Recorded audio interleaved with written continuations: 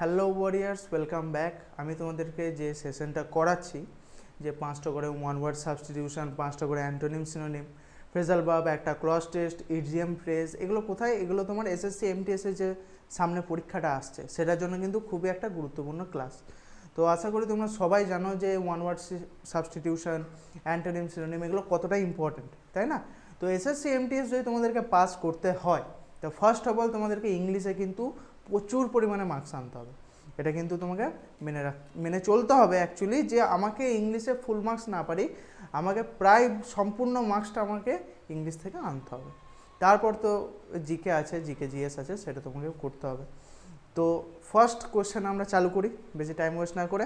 তো first question, a person who believes in fate. আচ্ছা, যে ভাগ্যে বিশ্বাস করে অ্যাকচুয়ালি, ঠিক আছে, তাকে কি বলে? তাকে বলে ফেটিস্ট, ঠিক আছে। নেক্সট, আজকে জাস্ট কোশ্চেন অ্যান্ড অ্যান্সার করাবো। আমার সাথে এই কোশ্চেন 22টা কোশ্চেন আছে, 22টা কোশ্চেনের অ্যান্সার থরলি করে যাবে, ঠিক আছে। চলো next, a place where animals are slaughtered, okay কি বলে? এটা হয়ে যাবে তোমার অ্যাবেট্রিয়ার, ঠিক আছে। Next, she dash her anger on the children, এটা হবে এটা টুক আউট। টুক আউট কী জন্য বলো তো? টুক আউট মানে ওই যে রাগটা সেটা বের করে দিল, ঠিক আছে, দ্যাট ইজ টুক আউট। আচ্ছা, 4, he dash his old notes while cleaning the attic, এটা হয়ে যাবে তোমার কেম অ্যাক্রস, ঠিক আছে। দেখো, ও একটা পুরনো, আমি ধরছি একটা বাক্স পরিষ্কার করছিল, তো সেইখানে তোমার কোনো জানার মানে কথাই ছিল না যে কোনো পুরনো নোটস বা কিছু তুমি পাবে, তাই না? তো এটা কি, এটা কোনো প্ল্যান্ডভাবে হয়নি। তো যখন প্ল্যান্ডভাবে কোনো সিচুয়েশান হবে না, তখন সেটা কেম অ্যাক্রস হবে, ঠিক আছে। সেই সিচুয়েশানে আমরা ক্রেম অ্যাক্রসটাকে ইউজ করব। আচ্ছা, নেক্সট কোশ্চেন দেখো কী বলেছে, question number 5, they dash after a long argument. আচ্ছা, মানে তাদের মধ্যে একটা লম্বা আর্গুমেন্ট চলছিল, মানে লম্বা একটা ঝগড়া বা মতে অমিলন চলছিল, ঠিক আছে। তো তারপর কী হলো? তারপর তারা শান্ত হলো, তাহলে এটা হয়ে যাবে মেড আপ, ঠিক আছে। তো they made up after a long argument, ঠিক আছে। চলো next, the teacher asked him to dash the form carefully, এটা হয়ে যাবে তোমার option number A, fill in the form carefully. চলো নেক্সট কী আছে দেখে নিই, question number 7, he dash a new hobby during the holidays, এটা হয়ে যাবে তোমার টুক আপ। টুক আপ মানে কি? একটা নতুন হবি চুজ করে তুমি সেটাকে করছো। ধরো এই যে হলিডে চলছে, ঠিক আছে, তোমাদের হলিডে কিছু নেই, বাচ্চাদের বলছি, তো বাচ্চাদের এক্সামে এখন হলিডে চলছে, ঠিক আছে, এক্সামের পর হলিডে চলছে। তো এই সময় কোনো বাচ্চা ঠিক করলো যে হ্যাঁ এবার আমি ড্রয়িং করব, ঠিক আছে, তো তখন সে ড্রয়িং হবিটা চুজ করে সে ড্রয়িং করতে লাগলো এই টাইমটাতে, তো দ্যাট ইজ টুক আপ, ঠিক আছে।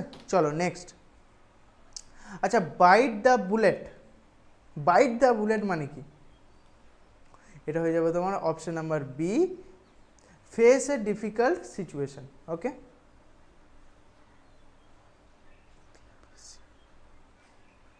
চলো নেক্সট দেখে নিই কী আছে, কাট কর্নার্স। কাট কর্নার্স মানে কি? এটা do something cheaply or badly, কিছু বাজেভাবে কোনো কাজ তোমাকে দিয়েছে সেটা তুমি খুব বাজেভাবে করলে, ঠিক আছে, that is do something cheaply or badly. Cry over spilled milk, এটা তোমরা জানো, এটা হয়ে যাচ্ছে regret something that cannot be undone, যেটা হয়ে গেছে সেটা নিয়ে আর রিগ্রেট করে বা তোমার কষ্ট পেয়ে লাভ নেই, ঠিক আছে, সেখান থেকে মুভ অন করতে হয়, that is cry over a spilled milk. আচ্ছা, hit the nail on the head মানে কি? Hit the nail in the head মানে হচ্ছে say exactly the right thing, যেটা যেখানে বলার বা যেটা কারেক্টলি বলার সেটা তোমাকে হচ্ছে hit the nail on the head, ঠিক আছে। Say exactly the right thing, যেটা ঠিক সেটা বলাটা তোমার hit the nail on the head, okay. চলো next, under the weather. Under the weather মানে কি বলো তো? আন্ডার দ্য ওয়েদার, এই যে এখন বর্ষাকাল চলছে, এই সময় ধরো ভিজলে তুমি, তারপর তোমার শরীর খারাপ হয়ে গেল, তো এই বর্ষাকালের জন্য তোমার শরীর খারাপটা হলো ভিজলে বলে, এটা কি?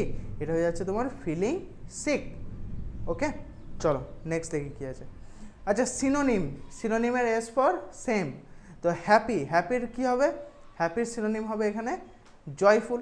আচ্ছা, যদি অ্যান্টোনিম চাইতো, এটা কী হয়ে যেত? এটা স্যাড হয়ে যেত, তাই না? অ্যান্টোনিম হলে, হ্যাপির যদি অ্যান্টোনিম চাইতো তাহলে এটা স্যাড হয়ে যেত, কিন্তু চেয়েছে কি সিনোনিম, তাই এটা কী হলো?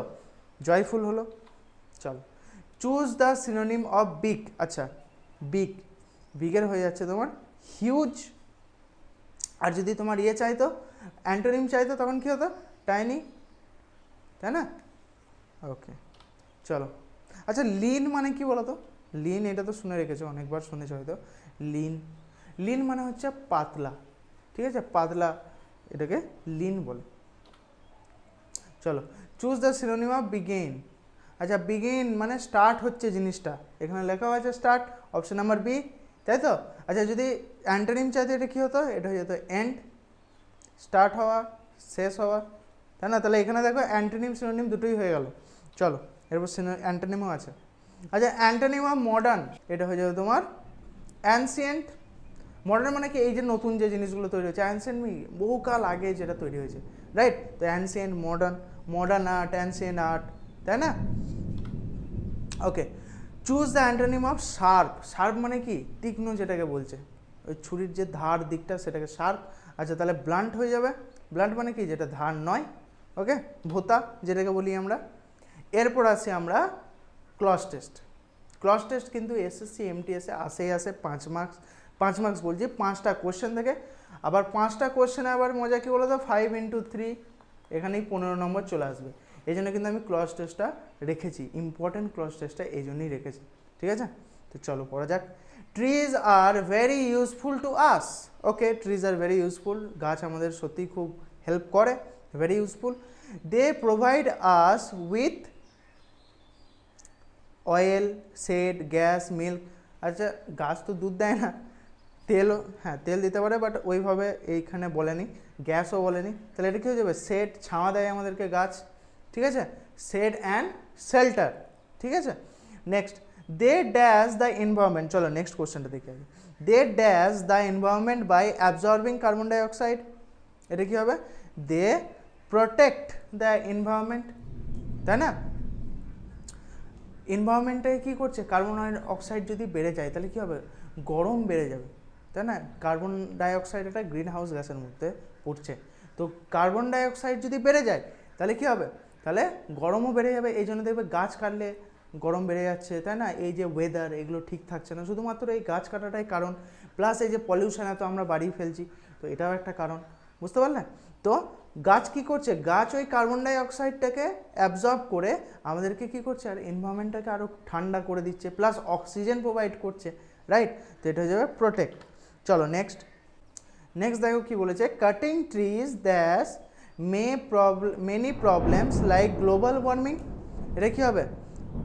কজ, গাছ কাটছে বলেই তো গ্লোবাল ওয়ার্মিং হচ্ছে, রাইট? তো এটা হয়ে যাচ্ছে cutting trees causes many problems like global warming, so we must dash trees instead of cutting them. এটা কি হবে? এটা হয়ে যাবে protect trees instead of cutting them.